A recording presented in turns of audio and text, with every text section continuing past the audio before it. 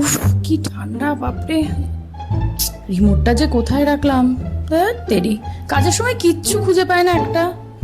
এই শোন না, শোন, একটু রিমোটটা আন না, জানা একটু ঠিক করে দে। উফ, আবার এখানে যেতে হবে সেই রিমোটটা নিয়ে আসতে। আইডিয়া,